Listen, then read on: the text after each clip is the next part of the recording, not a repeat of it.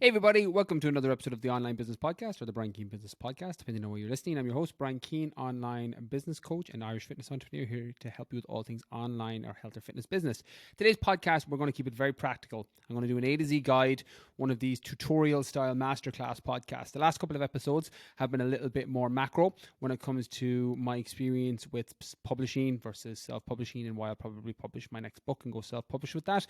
And the last episode, where I talked about mentorships, more so talking through my experience and some of the mistakes and things to watch out for. Today's podcast, we are going to talk about 3 ways to hit 10K per month in 2023.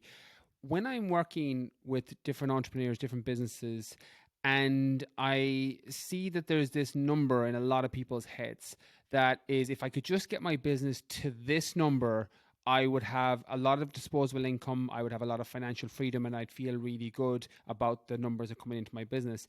And in not even 9 out of 10 cases, I would say 99 out of 100 cases, that number is in and around that 10,000 per month. So about £120,000 per year, €120,000 per year, $120,000 per year, depending on where the person is. This is more Irish UK, the businesses that I tend to specialize working with, and when I'm working directly with people.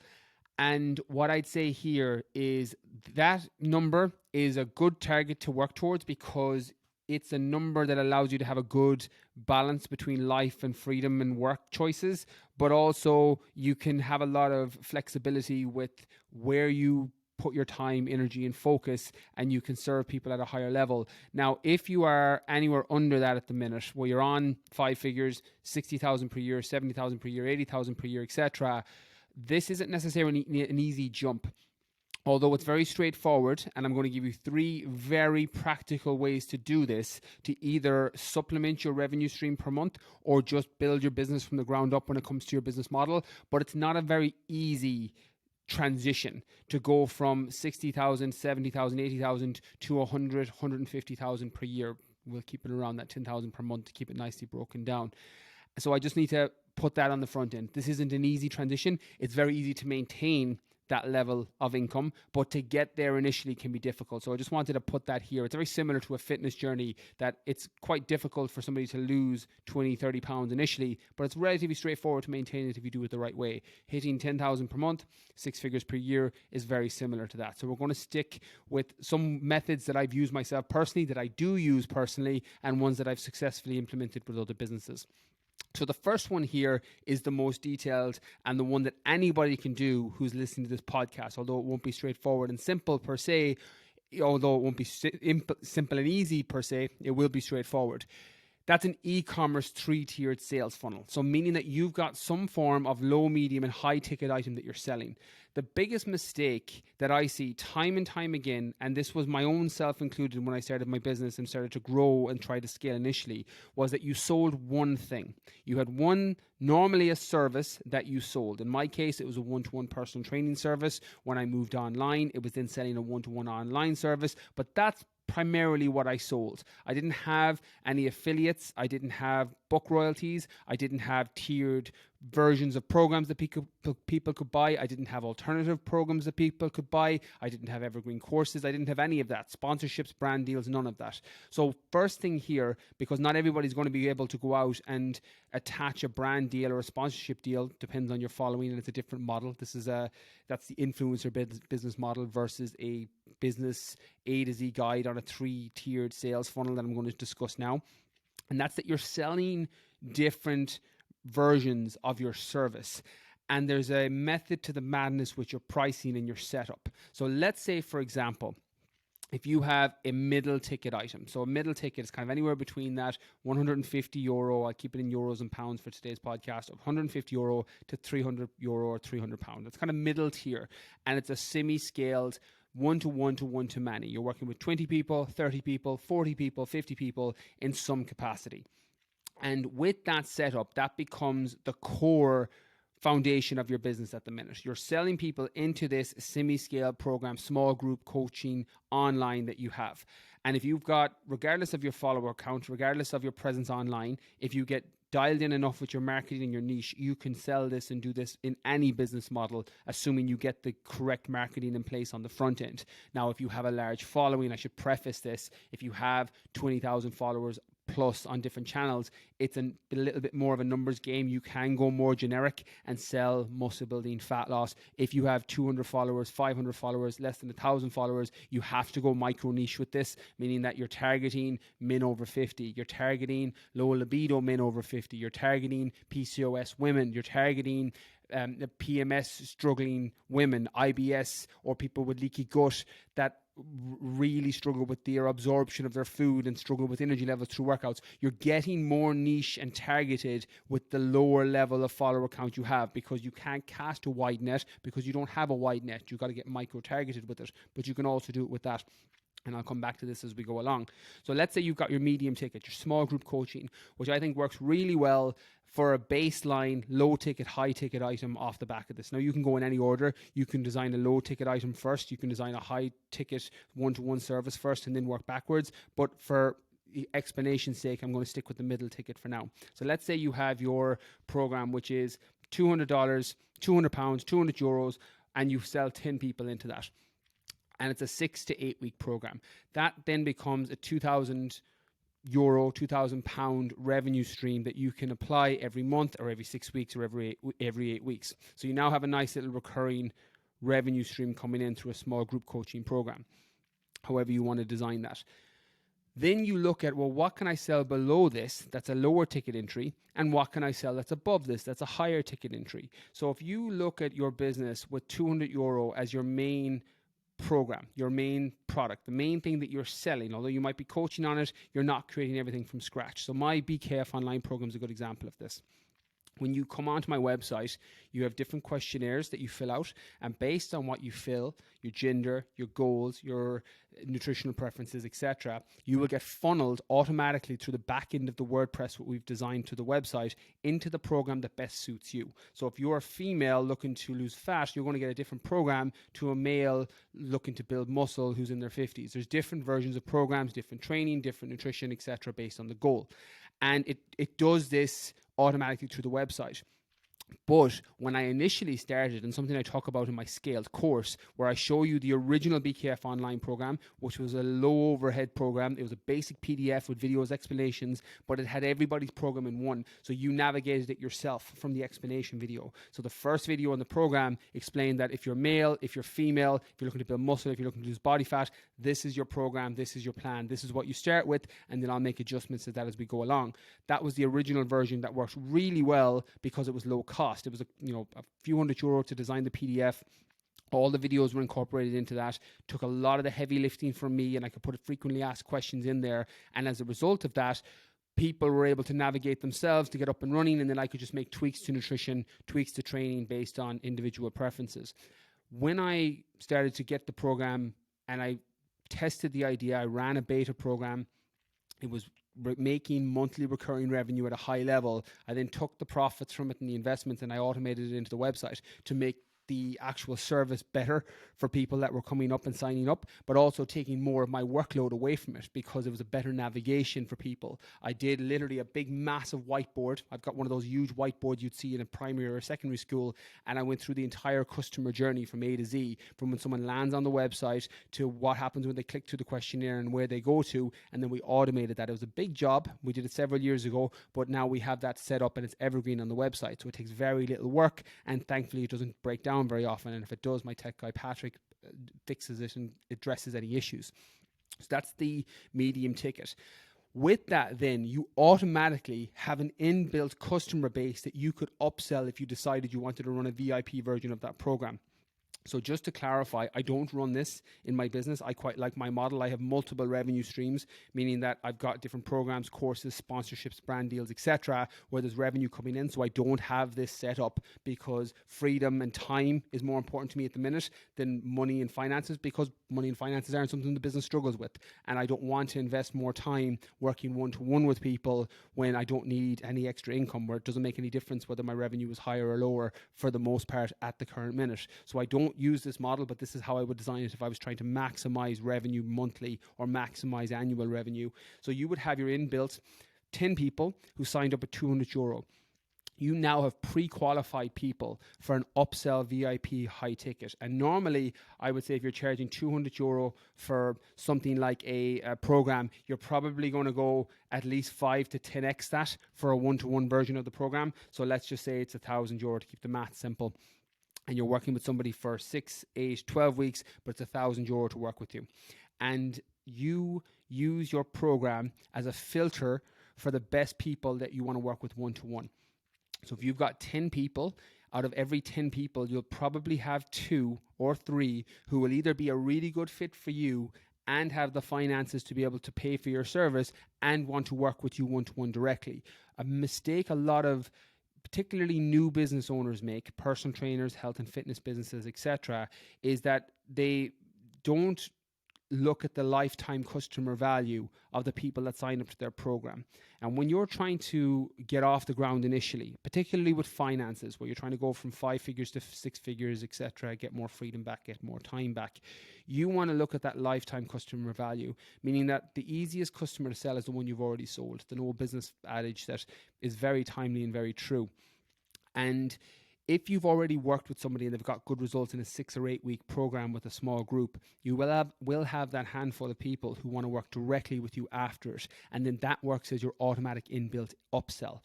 And you make it a pre-qualification. If somebody messages you to work directly with you, you can either decide then, well, actually you can pay the high ticket and work with me. Or if it was me and I wanted to make sure it was the right fit of person, I would make them go through the semi-scaled version first to make sure they were a good fit for it. And you, again, can run your business any way you want, but that's one way to do it. You'd have that upsell built in. And then on the flip side, you'd have what I call a downsell. Now, this can come in a lot of different shapes and forms. I will touch next about how to potentially self-publish a book and build an upsell. I didn't necessarily say the things on this list would be easy, but all very doable.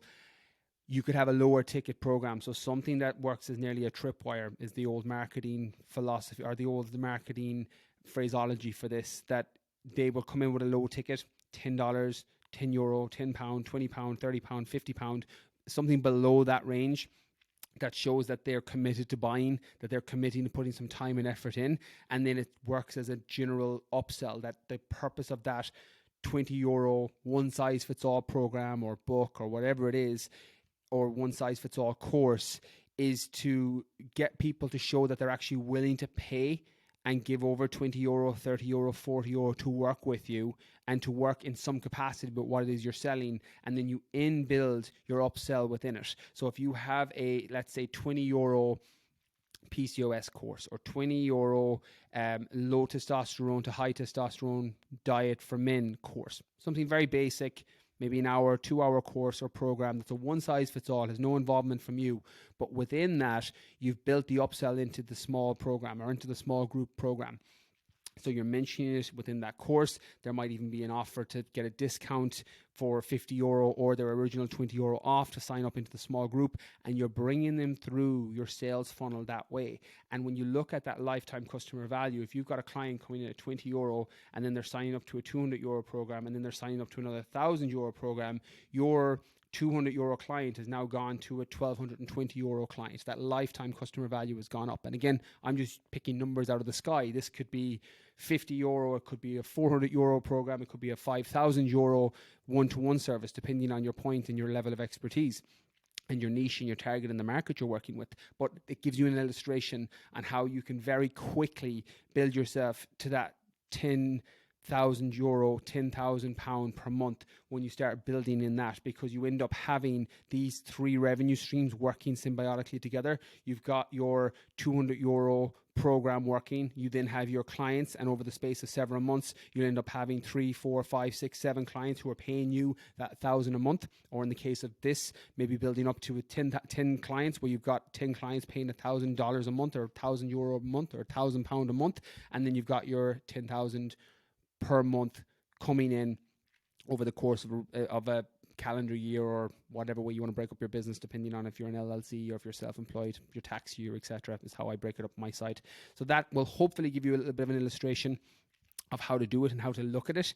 It's one of the biggest mistakes people make, because when you're selling one thing, it means, and there is an argument that focus on, the acronym for focus, follow on one course until success, that you should focus on that one thing, but then you should start to build it out if you're trying to optimize revenue and even optimize freedom to a degree, because the better you get with this, you'll end up automating your upsell and your sales. You'll end up automating the entire front end for the lower ticket, and you'll end up having a semi-scale business for that program, such as my BKF online program, that it takes maybe an hour a week, and you're generating that 6, 7, 8, 9, 10,000 per month from a program that's taking maybe 4 hours per month of your time. So that's how you want to design it, and that's how you want it to look potentially.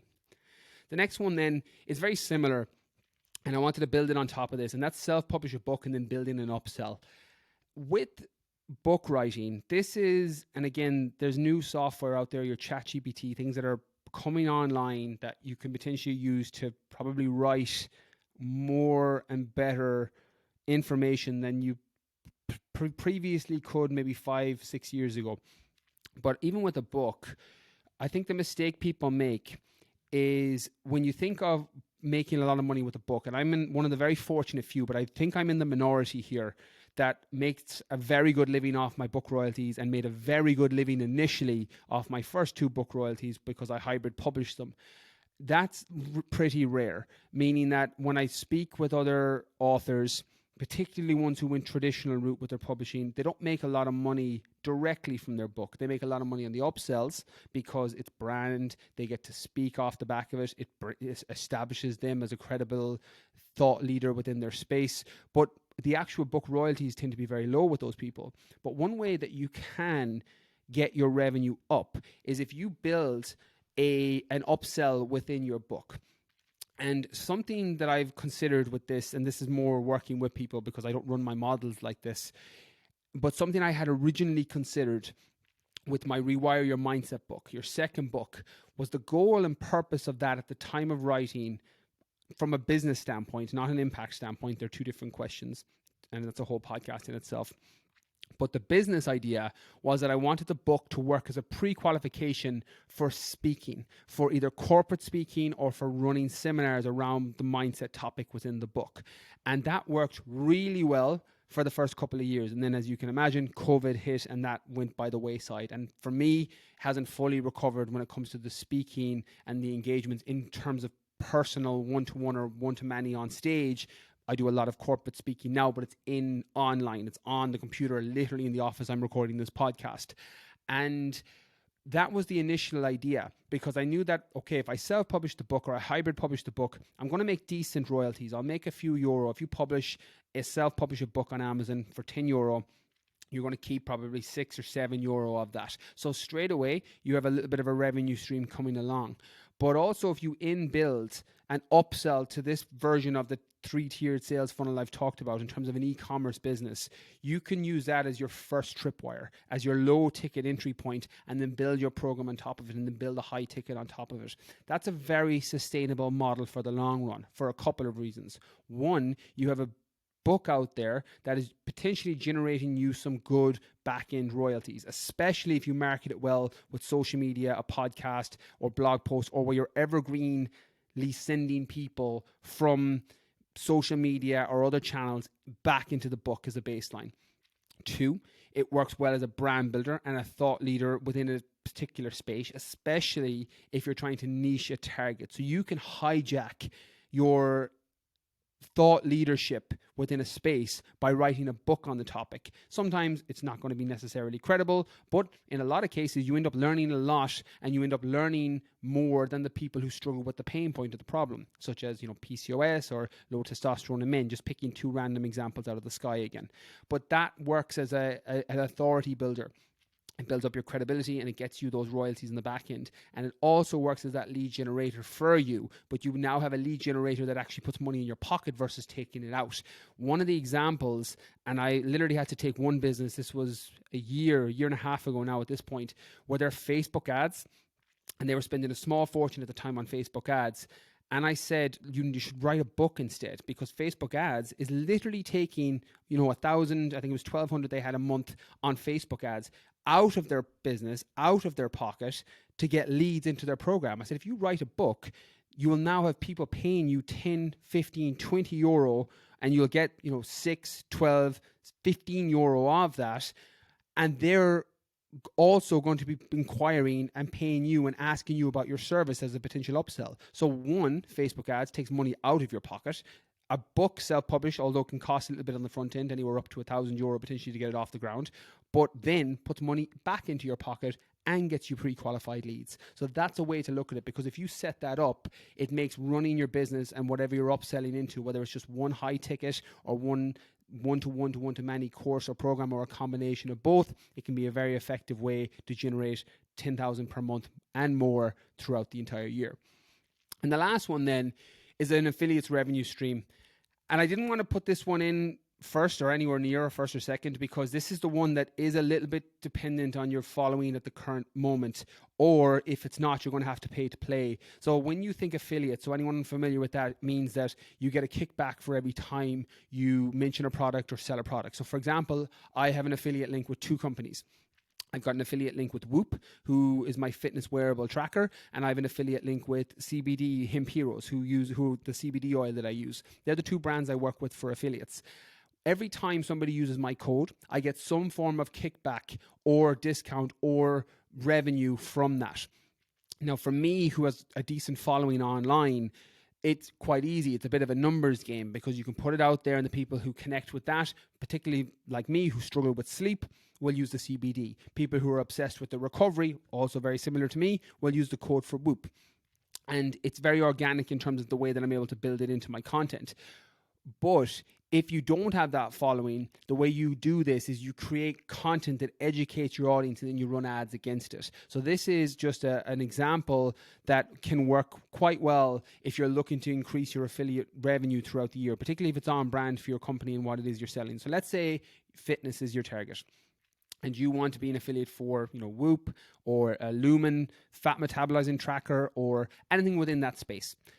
If you write a blog post, if you create a podcast, a single episode, or a YouTube video that goes through all the benefits, your experiences, and gives people the information that they need on the product, particularly if it's underserved or a new product or service, you can then run ads against that. And if you were getting, let's say, $100 or €100 or £100 kickback on every sale, you can then put 50, I would normally say half, I wouldn't go any more than that, you can put $50 per month or per week or per day, depending on how many people are signing up on average, into the ad that you're running against the affiliate. So that means that you might be spending €1,000 every month on an ad for a fitness product, but you're making 2,000 every month.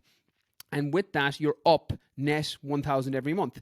And it doesn't take a rocket scientist to understand that if you do that with 10 products, you've now got yourself your 10,000 per month. Again, I'm making it very simple because it needs to be on brand. It needs to be a good fit. There needs to be an affiliate partnership built in. But most of these big companies, services and products already have that set up. They're just looking for people to come in and basically be the cheerleaders for their product. I would say here an asterisk, make sure it's something you love. My general rule of thumb for brand ambassador or an affiliate program is I would have to sell it or promote it for free, or else I won't do it full stop. But again, you don't necessarily have to take my model, but that's what I do. So that's something else that you could do that could potentially allow you to hit that 10,000 per month in 2023.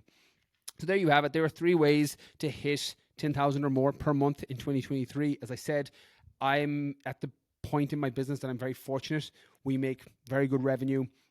Sometimes it's higher than that. Sometimes it's lower than that, but it balances out throughout the year because depending on how I run programs, brand deals, etc., it could be considerably more than that, and in some months it'll fall below, but on average it tiers out nicely in terms of the multiple 6 figures that we make in the business. So long may it last, touch wood. But there are some things that you can consider adding into your business, that e-commerce 3-tiered funnel that can work with a low, medium and high ticket, potentially self-publish a book and build an upsell. The main message from that being that if you run Facebook or TikTok ads or Instagram ads, one is taking money out of your pocket, whereas a book is creating and generating leads but putting money back into your pocket. And then you've got your affiliate revenue stream that you could potentially run ads against, or if you already have a large following, you could add that in as a nice little supplementary revenue stream or income bumper every single month. So hopefully this helped. Try to keep it quite practical, so let me know what you thought. That's everything from today's podcast. As always, I'll link my courses about my programs below. That's all from me from today's episode. Catch you all real soon.